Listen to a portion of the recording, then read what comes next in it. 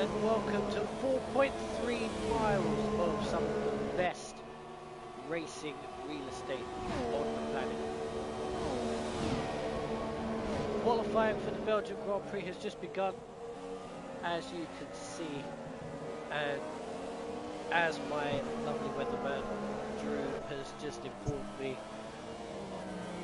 whilst you see a very dry qualifying, it's not going to be like that for the race. It's going to be a wet to dry race, which is going to bring out some of the best in our drivers and should hopefully give us a hell of a show on what I've got to say is my favourite racetrack in the world.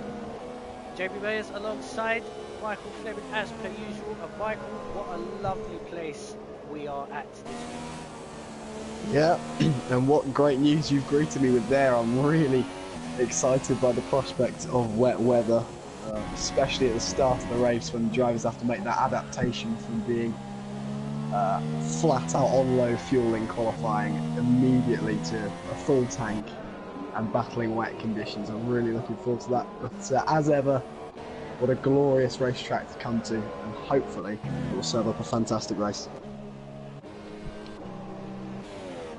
Yeah, we had a fantastic race last time out in Hungary, which we didn't really expect.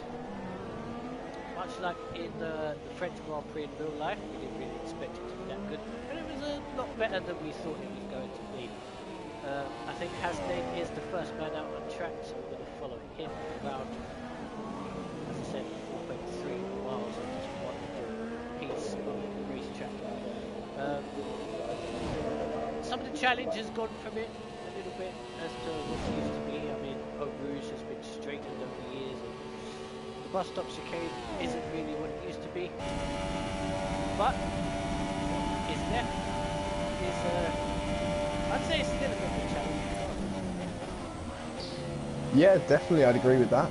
Especially these cars are almost but not quite capable of taking poo on flat, so it's really just a fine balance of where you lift off, where you turn in, and the corner's coming at you so fast.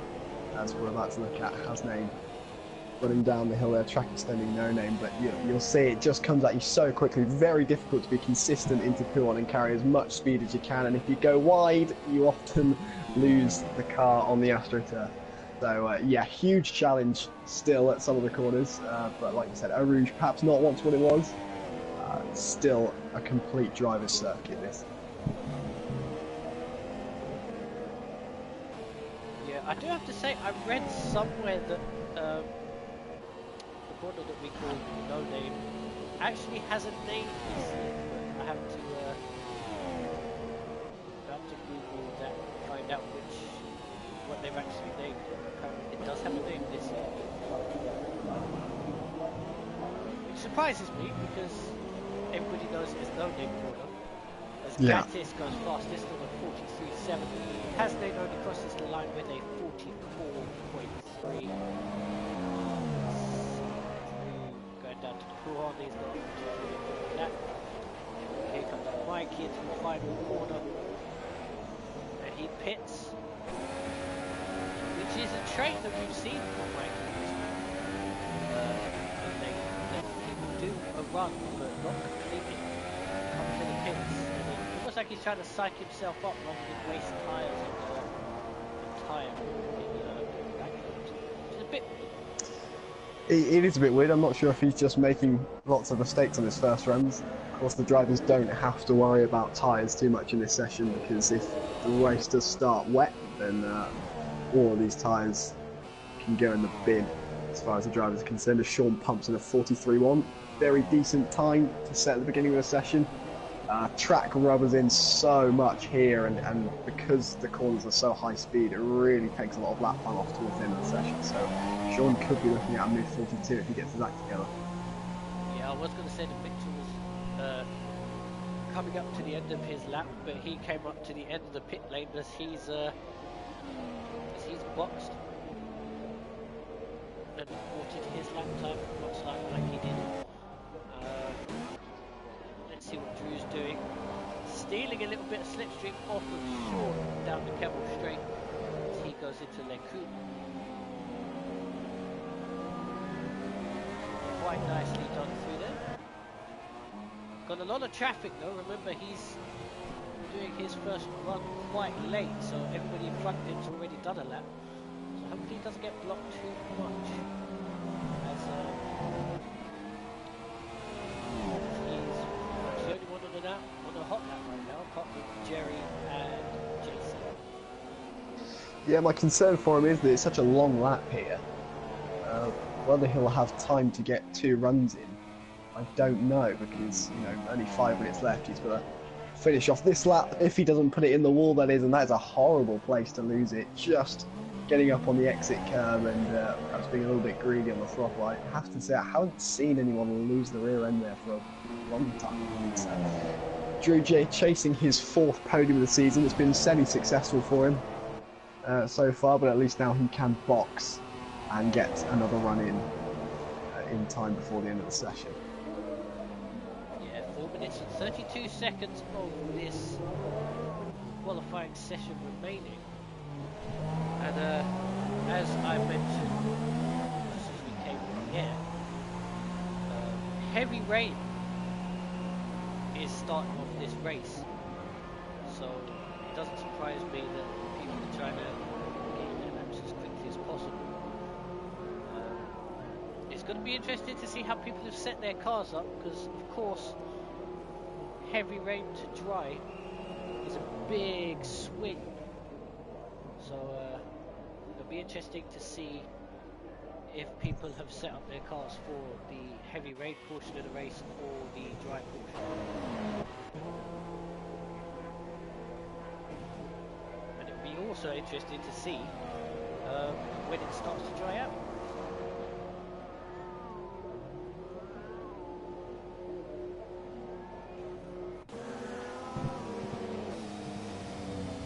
Looks like Jerry's quali session is over. He has run out of fuel at the top of Lake Com. That will be quite a long trip back to the pits for him, but he is up in 4th place. We did see a huge qualifying session from him back in Hungary last week. He put it on the 2nd row of the grid, just remarkably more competitive than he has been thus far. And once again up there, but we haven't really seen many of the big hitters go. Still waiting on Mikey, last season's race winner, and of course Mitchell, to show what they can do. Quite a big spread of time across the field as well. 3.5 seconds covering the 14 drivers to set time. It's interesting to see Thompson for super soft. I'm not sure if he's actually did his qualifying lap on the ultra soft and has now switched to the super soft, or if it was the other way around. And that would be interesting to see. Of course, with the race starting wet, I'm not entirely sure why you would put the super softs on and not go for the ultra softs for the ultimate qualifying time, but hey, sometimes you've got to be different. Well, I do seem to remember teaching Tom how to actually view the weather for the race last season. He wasn't sure, so he'd been league racing for about a season and a half and never knew how to check the weather for the race. So maybe that might have something to do with it. But I believe he set his best time on the ultras, and now he's just going for a drive, it seems. Somebody's just displaced Jerry. Sure who, though? Sean's gone I think 3rd. It was Sean number 2, yes. Yeah. I'm not sure if he was entirely salty with the fact that we keep referring to him as Sean number 2, but that's, like I said to him, that's how we remember people. Oh, wow. And Mikey retires. It looks like his car's been off the track. I think he's made a mistake, or something's gone wrong around the sort of no-name section, because he had grass in his tyres when I cut to him, and he's just manually given up the ghost there. So that is a huge turn up for the looks, but at least he should have some fun.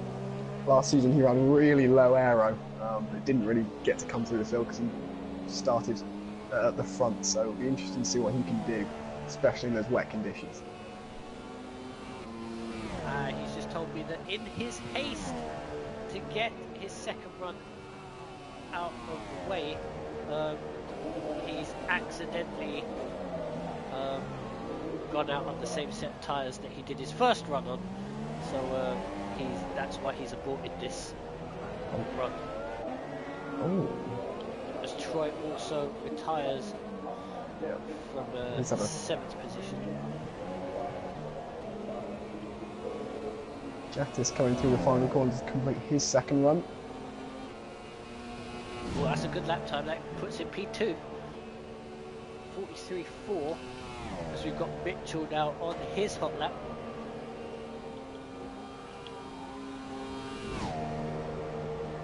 ...207 miles an hour. It's going to be interesting to see how that compares with everybody else, especially Sean. Because we do expect them two to be fighting each other at some point during the race. Yeah, Sean does tend to run with slightly higher aero as well, so it does leave him vulnerable at some of the faster tracks. As Drew's teammate pops into 4th there, Andrew does get it together for his second run, so he'll be fairly happy with that. We'll see if he tumbles down the order, but right now Mitchell, the man in form in the championship, coming towards the final sector of this lap. We'll see if he can challenge Sean's pole time.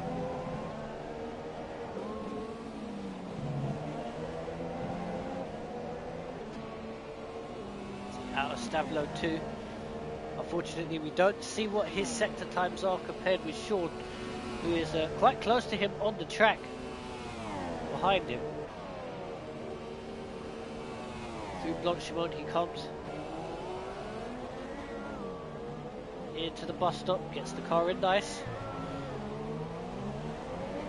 Doesn't get that much wheel spin, and across the line. Pole position for Mitchell. But like I said, here comes Sean across the line. And he doesn't improve. So Sean will start this race from the front row. And Mitchell will start from the pole position. Gatis in 3rd. And yeah, that ends our qualifying session.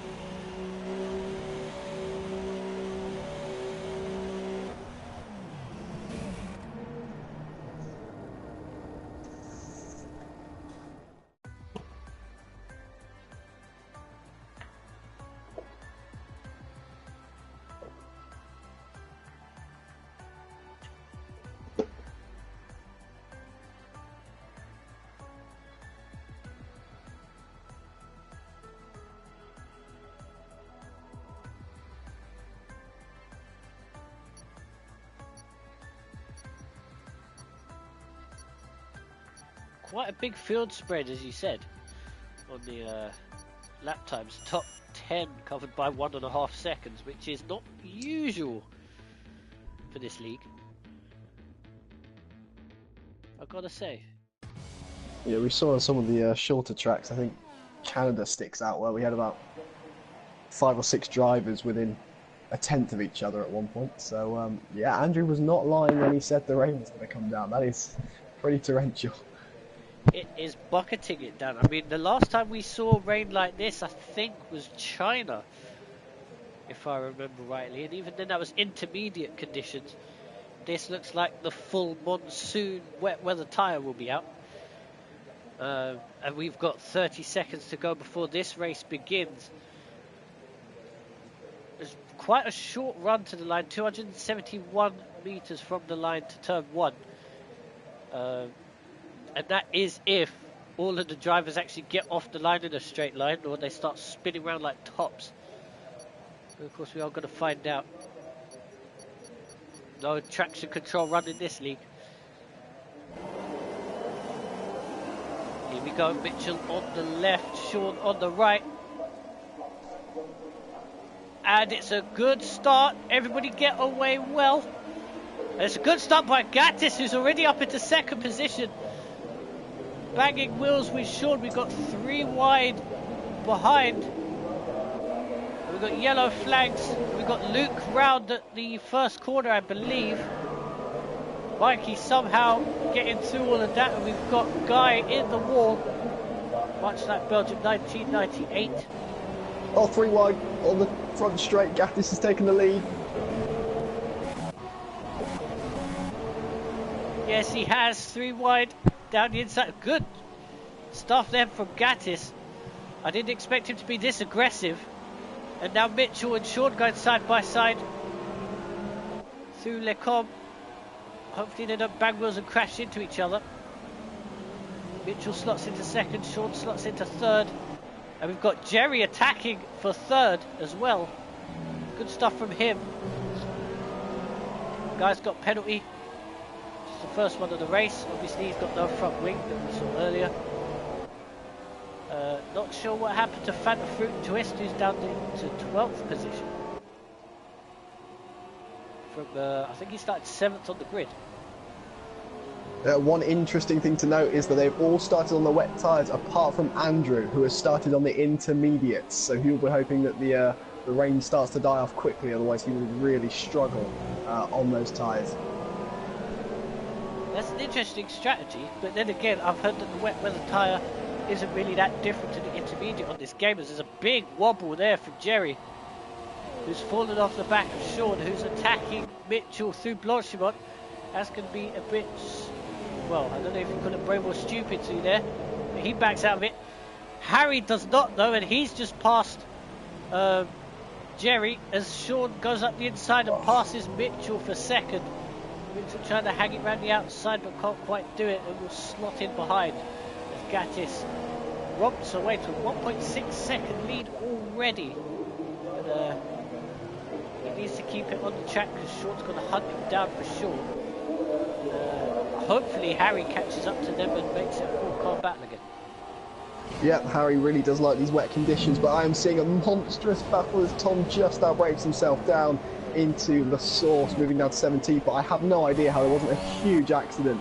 Mikey trying to sweep around the outside of Tom in the McLaren, but Tom just left his car in there. He said, no, you're not having it that easy, and they both collided through Blanchimont, both sideways, somehow managing to point in the right direction at the end of it and keep out the barriers. Yeah, unfortunately for Drew, he had a massive wiggle in the middle of Eau Rouge, and he's lost one, if not two places on the run into Les Combes. Remember, he is on the intermediate tyre, which I don't think will be that effective as Mikey makes up a place up to 14th. Although he very nearly puts it in the wall in the back of the camera shot. But that allows ball back through in the Haas. We've also got Thomas, I believe, 19th position. He's just pitted for the intermediates. So maybe they know something we don't. Yeah, well, I think it's Frederick that's come in. He, I was watching all this. Andrew's just falling down the field. He's going to be about. I'd say when you're not in the right weather conditions, the inters or the full wets, they're going to cost you about 3 seconds a lap at most circuits. But Spa is a long circuit, so it's probably going to be more 4 or 5 seconds off the pace. It'll be really hurting until the rain dies down a little bit, but he's already down into 18th place. He's just got to hope that saving the pit stop will be worth it. So just as I was saying, I think Frederick has had to pit because on the first lap, as never mind, Troy has binned it at Blanchimont. Oh dear, that's going to cost him 4th position. But I digress. Gatis doing a very good job, gap up to 2 seconds in at the front of the field. Mitchell not exactly staying with Sean. He's dropped 1.2 seconds off the back of Sean. Luke goes up to 10th place. We've got a good battle here between Sean, number 2, and Jerry. We've got Luke and... oh, we've got carnage going on up in Eau Rouge, and I think Brown's been caught up in it. He's out of the race. Wheel missing. He got together with one of the Toro Rossos and a few others, because when I cut to that camera shot, we were about 4 wide. Yeah, I think Luke and Thomas were going side by side through Eau Rouge, and neither one of them wanted to back out. They both were dragged wide, and that brought Gerard into the picture, and suddenly off the track they were going slowly at the top of the hill, and it was always going to end in carnage. But Mikey making really good progress, we can hold it around the outside of Gerard at No Name. They've just about kept it out of the wall, but Tom now will look down the inside of Pouon. Gotta say, it's good to see Tom getting stuck in. Where's Mikey disappeared to? Here he is. He's got no damage to the car, so that's a good thing. Well, he's probably kicking himself. He would have wanted to have got through some of these drivers a bit quicker than this. But it is very wet. And like I said, the last time I think we had this amount of rain was probably China. So the drivers aren't really used to it. As we have Hasnaid out of the race as well. That's just a disconnection, unfortunately. And we've got Tom around the outside. Mikey with an opportunistic look down the inside. He's going to hang around the outside. No, he can't. So he's going to stay 13th. But Tom making moves as he's up into 11th position. Luke's gone wide. Mikey takes 12th off of him. Really need to be careful with your braking points at the source. This is going to ruin your whole run down this straight in the first sector. Yeah, one other thing to point out would be that Ben's running in 9th place in the Sauber. He had absolutely no practice before this race, so the rain might have been a bit of a leveler, but I think he started in P18, so he's managed to avoid a lot of the carnage that was at turn 1 and subsequent laps, and he's fought his way up into the top 10 and has a 9-second gap between himself and Gerard in 10th, so a really good start to the race for Ben in the Sauber.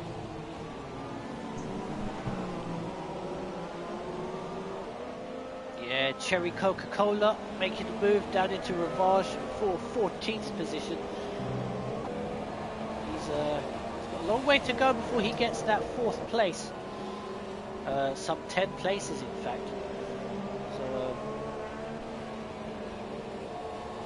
yeah, he's got a good amount of time in which to get up there if he keeps it on the track. Ben makes a lovely move around the outside of James at the chicane that I can't pronounce.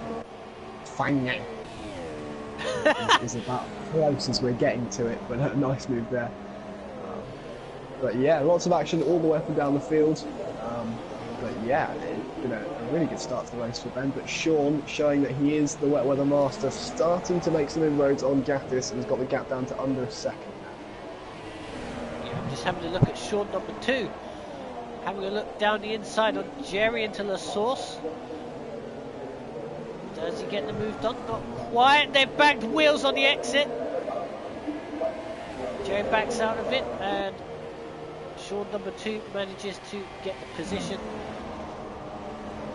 And he's going to try his best to try and close up to Harry, who is 5.3 seconds in front of him. Sean relentlessly catching Gatis. Gap now 0.6 of a second as we've got Ben attacking Martin for 7th place. As you said, ever the improvement.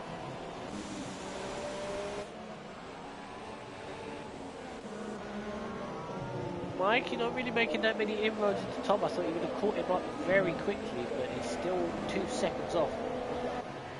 Yeah, I think he made a mistake on the last lap or something, because he was really holding up Luke and Troy going into this lap, but he got a monster run through a Rouge as Troy was able to pick off Luke just before the braking zone into the top of the hill. So Mikey hopefully will start to sort himself out a little bit as James continues his tirade on Martin. Yep, Ben just overtook Martin down into Pool, and that has allowed, like you said, James to close right up to the back of Martin. So Martin's got to have his eyes on his wing mirrors. We have seen quite a few drivers try to make moves into Blanchimont. I wouldn't exactly try and make a pass there because I don't think my butt cheeks would allow would keep my seat in place. As Mitchell sets the fastest lap of the race now, so he's starting to get his head down. He doesn't want to be left by Sean, because remember, when it dries out, he wants to be in the position to capitalise from it. Yeah, I'm just wondering how Sean's got a 10-second penalty for currently getting now. I doubt it was a legitimate one. It will probably be one that will be removed after the race. To the stewards, but that's hindering his progress slightly. Harry has been fairly impressive as well. He does like these conditions and he likes the track as well, so going fairly well in 4th position. Just pushing the apex there. It's starting to calm down a little bit. Just looks as though the intermediate tyres haven't quite come into their own yet, although it does look as though the rain is starting to ease off. Yeah, just having a look at James as Luke makes the pass for 13th.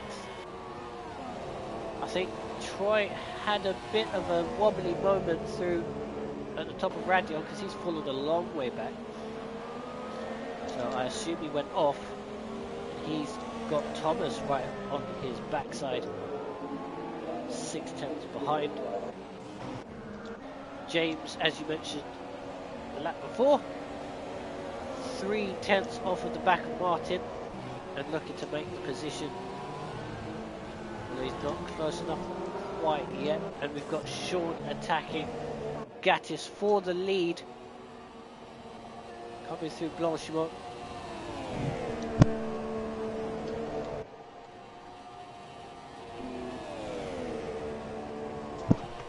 Not close enough for the move into the bus stops. They might try La Source. As oh, Gatis pits. Gatis pits, so he obviously thinks that the intermediates are the better tyre to be on. Mitchell stays out as well. I don't think anybody else is venturing into the pits. Not that I can see anyway. Yeah, it's a heart-in-mouth moment as a driver. You want everyone behind you to make the same decision as you, so that there are other people in the same boat. But it's very scary when you're the first one to make a change.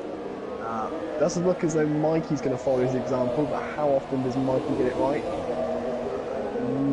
I wouldn't bet on it.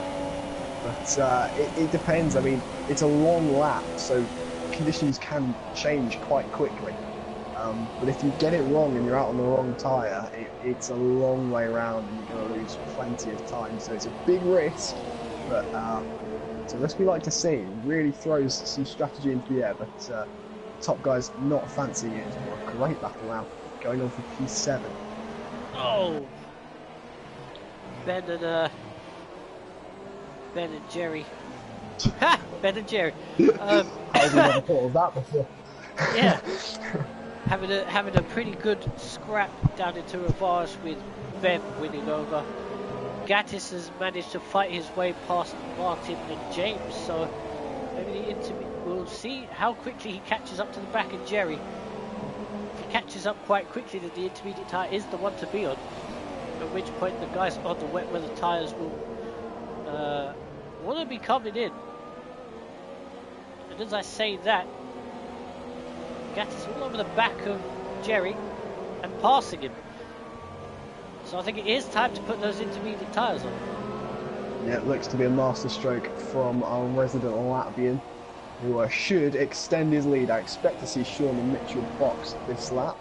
There goes one, and there goes the other. So yes, the changeover looks to have been nailed by Gatis and Mikey. One thing I would say, it's absolutely sort of a joke for Andrew, because he started the race on those inters, but Mikey's even come out ahead of it, so he's lost a whole pit stop to Mikey alone. And his tyres will be absolutely knackered at this point.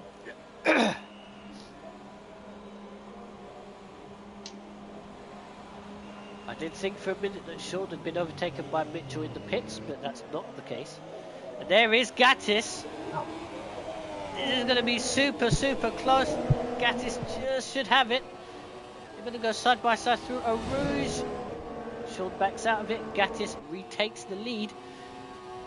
But that was a bit closer than I thought it was going to be.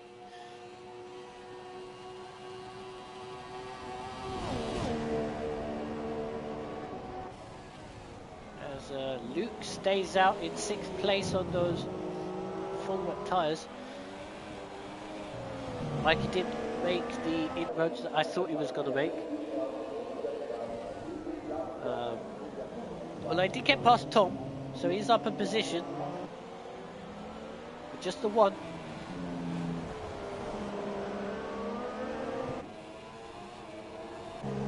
And Jerry and James still glued together. As Ben looks to the inside of Luke into Rivage.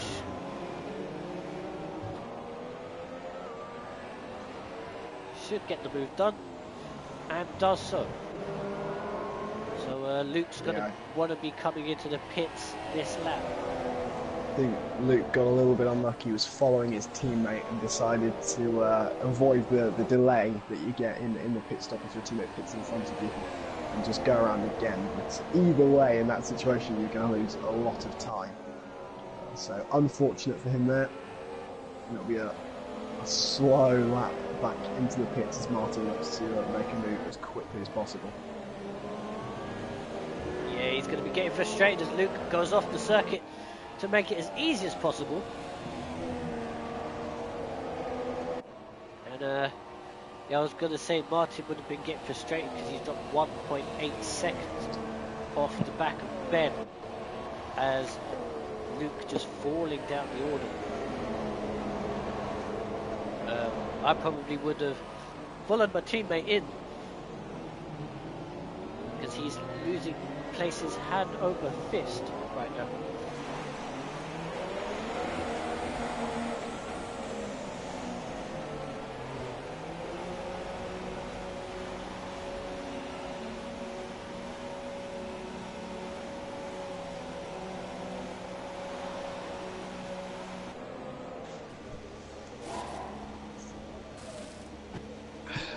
It looks like we've got another fight for the win on our hands. Long way to go yet. Not even halfway through this race as Jerry runs off at Eau Rouge. I just caught that out the corner of my screen. That was a huge impact.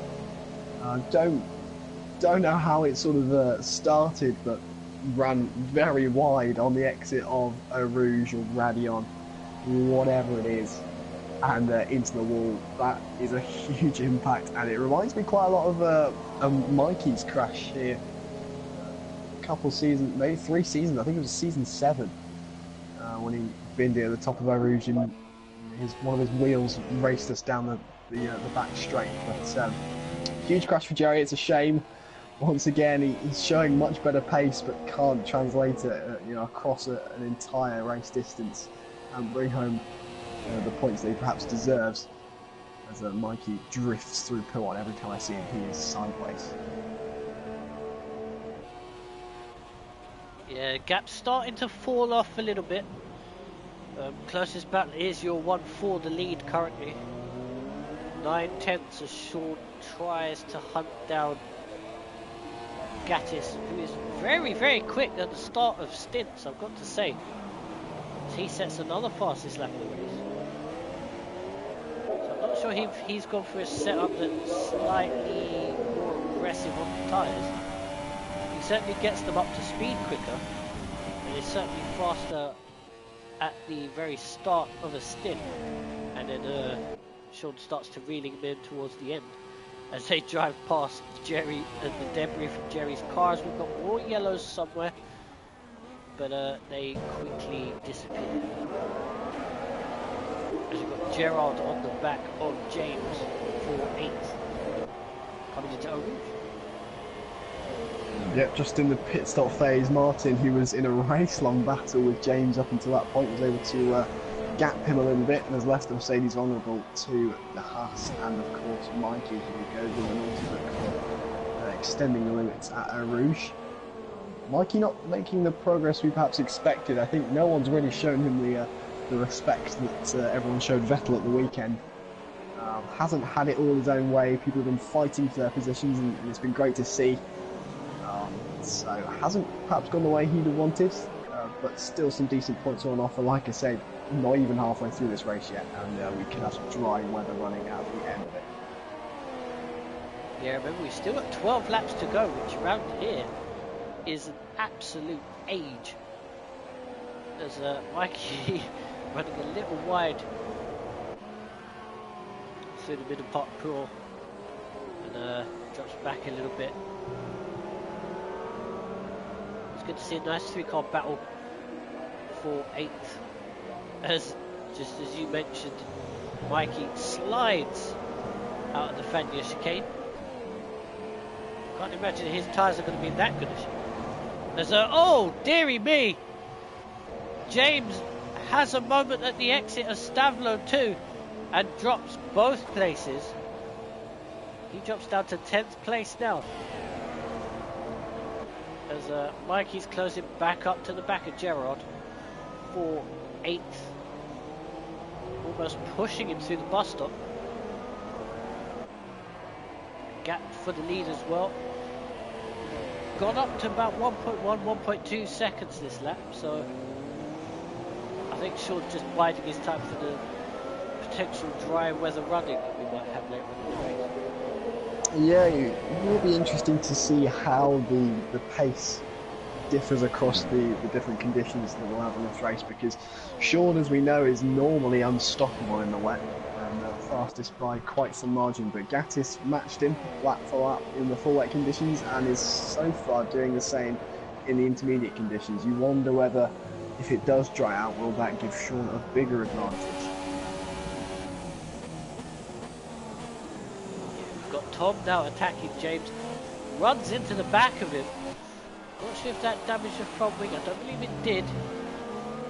A little bit of contact was made as he's trying to progress up the field.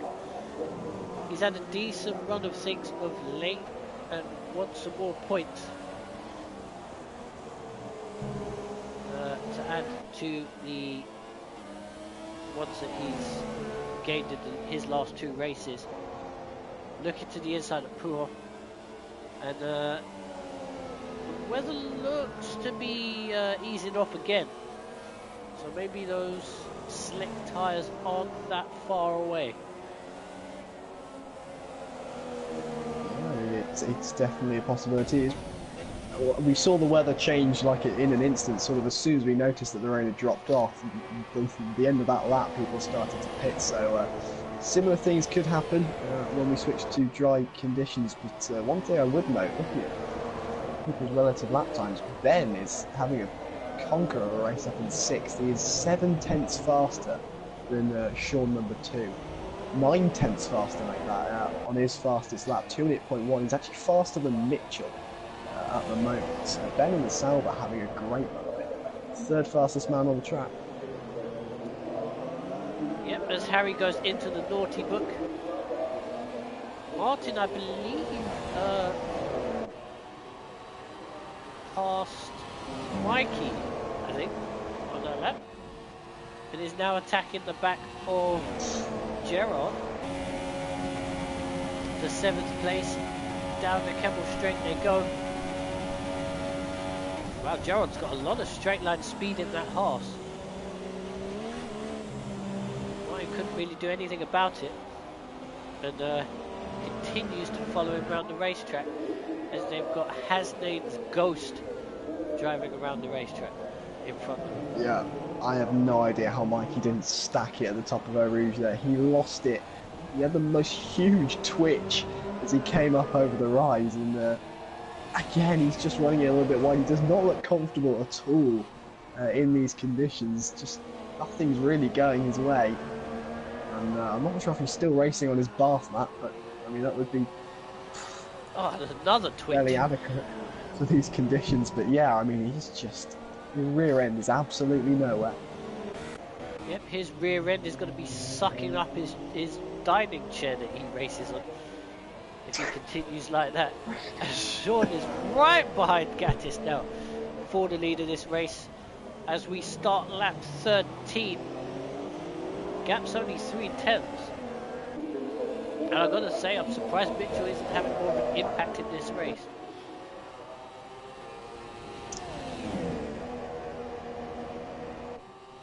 Then again, the dry spell is yet to come. The Inter's pace looking a lot less comfortable for Mitchell. That is, it's a surprise really. I'd have thought, sort of as it went dry, he'd become more competitive.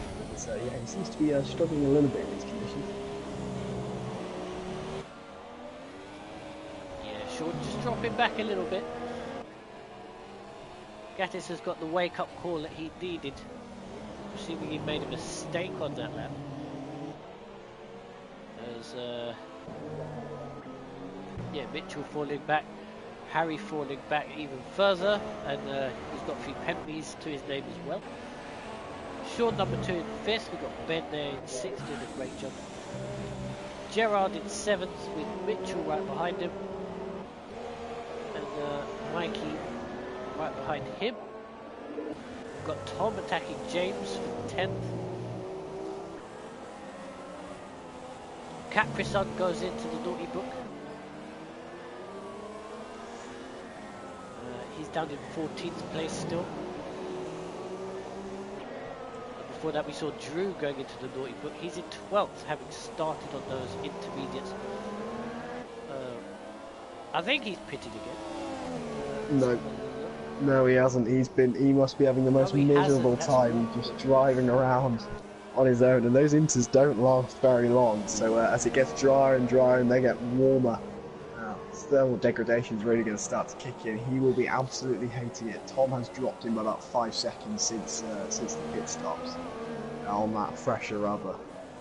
I don't think Drew is enjoying his existence right now. He's just sort of driving around for the sake of it and hoping that it dries out quickly. Oh dear! James makes a little bit of a twitch on the exit Stavlo too. That's put Tom right behind him in the slipstream. Probably going to have a look into the bus stop, but he's run a little wide. If he's going to come from that far back, he'll be very brave. He has forced James into a mistake though, so the source may be a possibility. Not sure what happened with Martin, but Martin's made a mistake in 8th place as well. Mikey only 4/10 behind as Drew finally calls it a day on those set tyres and pits.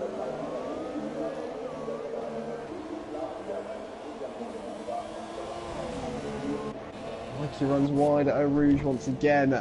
Just cut to him as he came out of the bus stop, and he was on the complete wrong side of the circuit, so I'm assuming he had a huge moment there as well. He's just got no rear traction.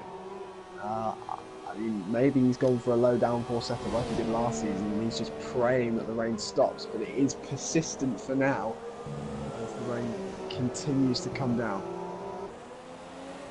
Yeah, that seems to be the bane of Mikey's life, no rear traction. And like I said, he's going to have no rear end come the end of this race, as it will have a kitchen dining chair in it. Down to the floor by the end of the race. We missed it, but Sean's taken the lead while we were watching this. Sean now 8/10 in the lead as Tom pulls off a rather lovely move on James into Pouon. Yeah, unfortunately, I missed that change for the lead as Sean sets the fastest lap of the race. We are awful commentators. Yes, we are. But we've still got a few more laps left, so it can all change as Mikey's attacking Martin into the bus stop. Almost runs into the back of him. You know, Mikey likes to try the lovely cheeky switchback. Unfortunately, you just can't get the traction out of the corner. He has to stay behind Martin again.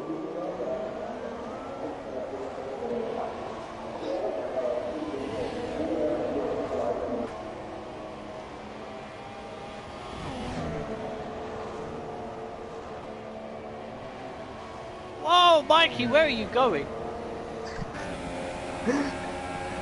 Well, I mean, he wasn't happy with the rear grip of the Red Bull last season. He was hoping that the switch to Ferrari might improve things, but same old story.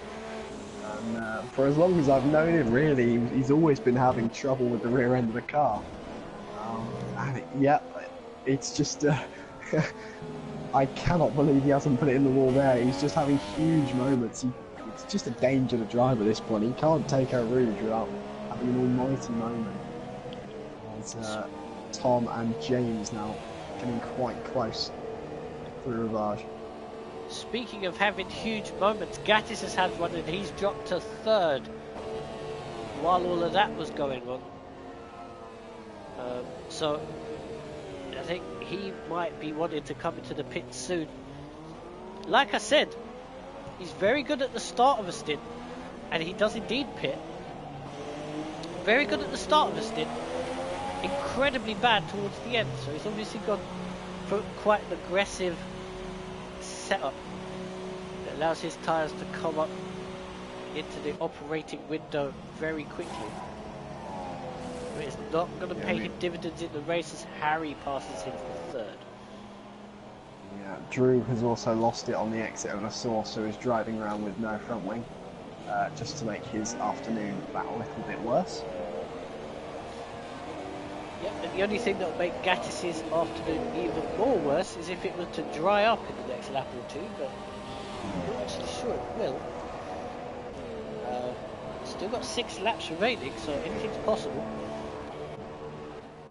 And I'm gonna to Mikey, who is still glued to the back of Martin's car. Into a rouge once again. Don't quite know if I want to see this. Off he goes again. Somehow manages to keep it all pointing in a forward direction. I think James and Thomas side by side. I think if he carries on doing that, I'm going to suck my chair up into my anus. As Tom down the inside leaves him a bit of room, and James somehow manages to keep that place. Oh, Troy's backwards. Oh dear. Out of the race he goes. No 4th place for him this race. That's going to promote Thomas up into 13th. Drew's in the pits at the moment. Oh, we've got Abdul out the race as well. Where was he? Oh, boxing. He's out already.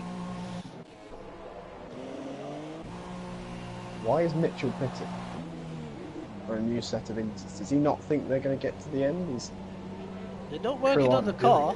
No, they're not ready for it. No, I think Andrew's just been in the pits, hasn't he? So they weren't ready for him. As Gatis looks to get out of shape, I think, on the start of the straight again. So yeah, that's a slow pit stop for Mitchell. Ben moves ahead of Gatis into P4. Yeah, that's going to cost him, but I'm wondering why he's pitting. Are these inters dropping off quickly now that there's sort of less water on the surface? Because that's an interesting move. Very strange decision. Tom pits as well.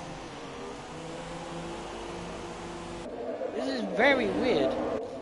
I mean, we saw in China that the intermediates don't last that long, and if you remember the drama when Sean had a commanding lead and got a puncture down the back straight, leading to one of the closest finishes of the season. So I wonder if Mitch was just trying to preempt that by boxing, getting on some fresh rubber and hunting down Gatis. If that is the case, and people go out the pit again, then Gatis is suddenly looking fairly good for a race win. Yeah, and the other thing is, if they're making their way into the pits, I'm kind of surprised that Mikey is not. With the state his rear tyres must be in, they must be almost done. So I expect to see him in on this lap. As Gatis is attacking Ben now for 4th, trying to get at least something out of this race.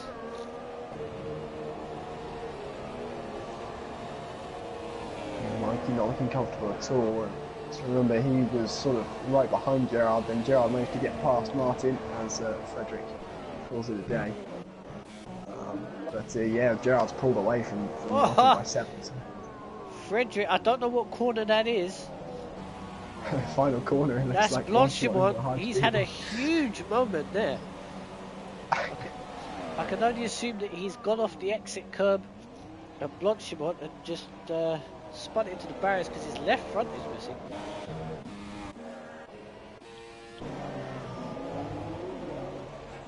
Does Mikey pit? No, he does not. Very surprising. As he almost puts it in the wall again.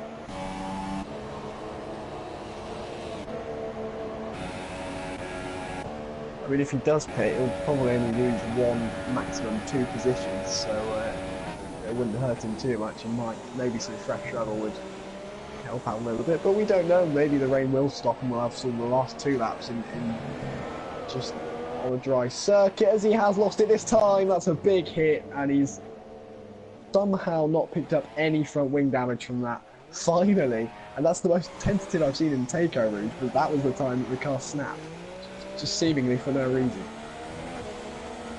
Yeah, he should have pitted. I mean, looking back at his rear tyres, they are bolder than looking lean like leather. slicks, yeah. Gatis attacking. He's just 2 tenths behind Ben as they come through the Fanglia chicane. There's Mitchell in relation to him.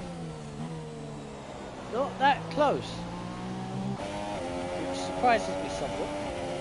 No, the classic Red Bull didn't have the tyres pit stop kind of hurt him quite a bit. He has closed in on Gatis by about a second since the pit stop. So that being held up by the Sauber now that he's on much older tyres.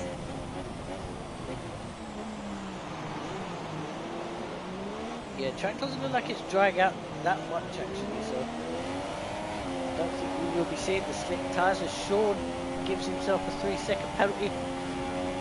Unfortunately for everybody else, he's 20 seconds in the lead, so it's not going to affect anything. As Luke now passes Mikey for 10th. As Mikey has got a puncture. It looks like he does on the left rear. Yeah, he's now lost it. Oh dear! You were right, he's been burning up those rear tyres throughout this entire stint, and they cannot take it anymore, as somehow he is keeping it in a straight line. This has just been a dismal afternoon for the Ferrari driver. I think he must think that he's in Japan and he's drifting the car. He's going to get that car into the pits. Gives himself a penalty as he does so. Breaks his front wing as he does so. And he's going to... No, he's not. I thought he was thinking about retiring the car, but he does not. He was probably sorting out his rear end issue. Look at how bald those tyres are. Slick tyres have just come off that car. So no wonder he was spinning it round. I mean, we did say earlier that his strategy calls haven't exactly been the best this season. And that just proves it, because he really should have been in the pits a few laps ago. Yeah. Definitely, Gatis is right on the tail of Ben, but I don't think he'll be close enough to try anything into Blanchard, or stupid enough to try and be into Blanchard. And he's not quite getting the run through there that Ben is, so he can't attack into the bus stop. Ben doing a fantastic job to hold off Gatis, who, as we saw, is one of the faster guys on the track. With fresh rubber, he's going for it now, though. Got a great run out of the bus stop. He's going to have to undercut him through the source. He does not. Runs off the road. Still side by side. And a slot back. Oh no! Harry has just disconnected from 3rd place. With 2 laps remaining, he's going to be absolutely gutted. As Ben takes 3rd place. Gatis takes 4th, Mitchell takes 5th. He's going to be absolutely furious. He hasn't, for once, put a foot wrong the entire Grand Prix. And then his connection gives up on him. Yeah, it is a shame, but now we have an interesting fight for the podium. We have Mitchell on a penalty, Gatis yet to get one, Ben I think is carrying 6 seconds worth, and Sean isn't carrying a penalty, but for the 10 seconds that he got, as DRS is enabled, so that is normally signifies the switch over to when the slick tyres are the right ones to be on, so we could yet see more pit stops, and this race could well be decided by those who decide to pit and who don't, as Ben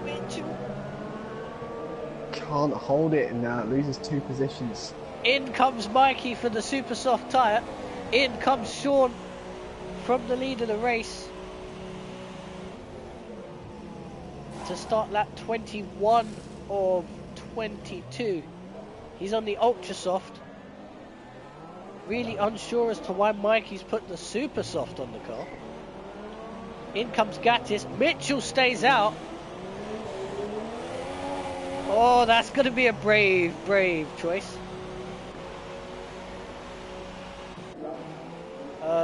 Sean number 2 also stayed out. So they're going to have to... Well, they've got 2 laps in which to try and keep hold of their places. Yeah, it's a big risk. We had the opposite scenario 2 seasons ago. I think I was level with Carl. I decided to pit on the very last lap for Inters. He stuck it out on slicks, and we ended up neck and neck over the line. So lasting 2 laps with those Inters is going to be very tricky for ones that stayed out, but it could be a masterstroke if it comes off.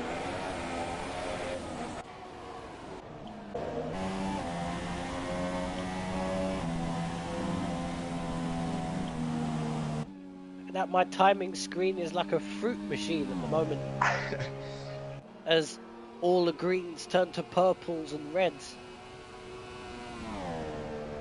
I wonder if Mikey would have gained any positions at that. Probably not, because he was 57 seconds. Oh, as Martin goes off the road at the top of Radial, so maybe he put a foot onto some wetness and has given himself a trip into the barriers. Don't think the car's damaged though. Maybe a little bit of front wing damage, but we'll be able to cope with that. I think the people that have stayed out at Inters might have made the right call here. I mean, I'm working off Gatis versus Mitchell as we have a yellow flag. Yes, Andrew has binned it seems, at Pillon. To end off a miserable... And he's beached. Oh, no, he's not. Yes, yes, he is. Oh, dear. Why would you do that? Why on earth would you drive forwards onto a curb that's already beached you? And he's been disqualified as well. Brilliant. To make matters even worse. Oh, dear, oh, dear. I've never seen a race capitulate quite as badly as Andrews did. He was doomed from his decision at the start of the race to start into. That is such a shame.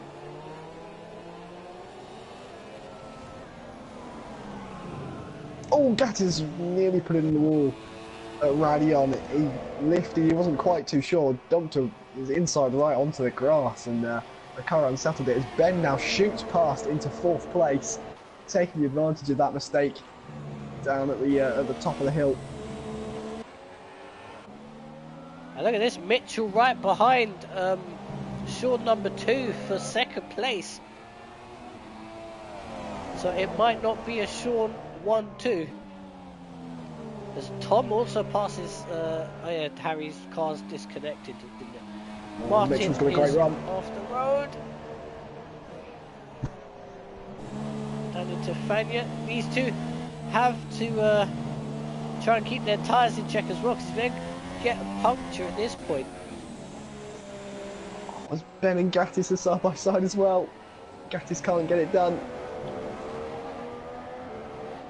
But yeah, if those two get a puncture at this point, Ben isn't too far off to catch that up, as Sean number 1 takes the victory and the fastest lap of the race to extend his championship lead. Mitchell's going to hold on to that 2nd position. Neither one of them got punctures, so that was a good call from them to stay out on the Inters.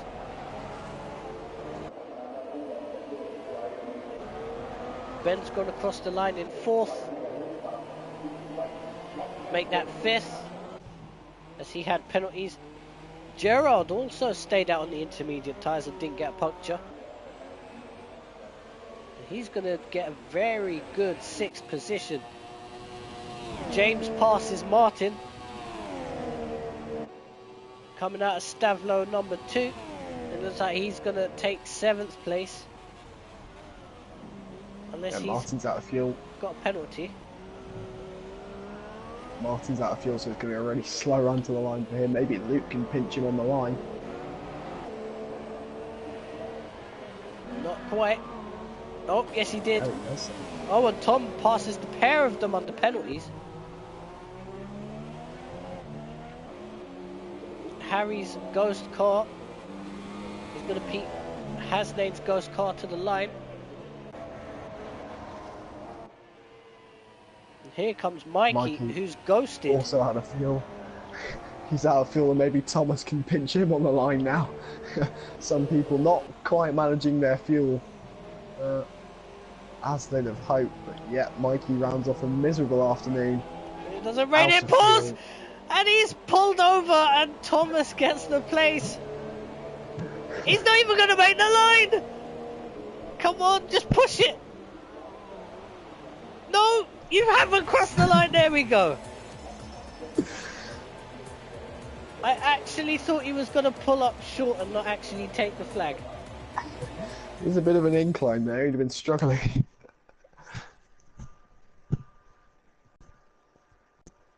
What an interesting end to the Belgian Grand Prix.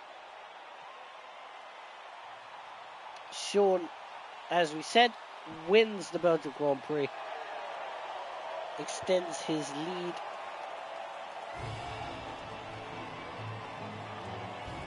To about 88 points now, I think. So he's looking pretty much out might end of up reach. being 91.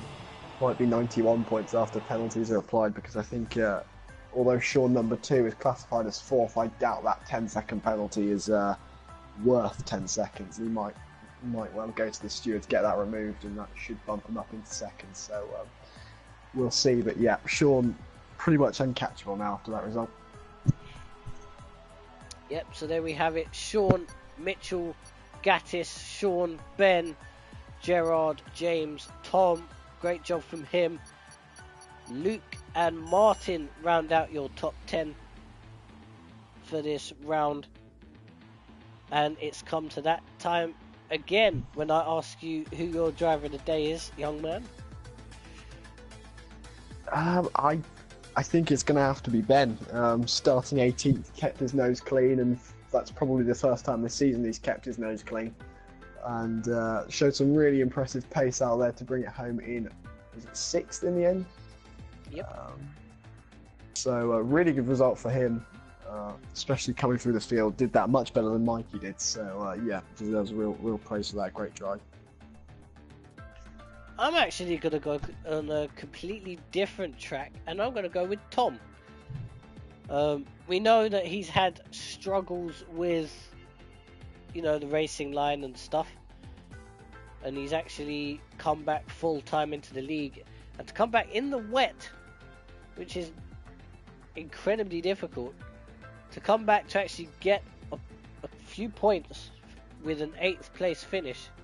Fair play to him on that one.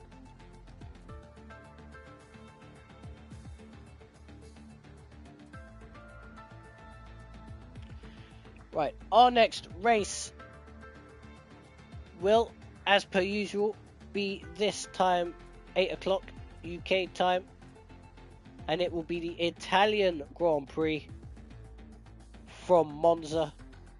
Not a particular favourite of mine, but it is a favourite to some. Hopefully we'll see lots of slipstreaming and a lot of great battles, and you never know, you might get the changeable race conditions that we got with this one.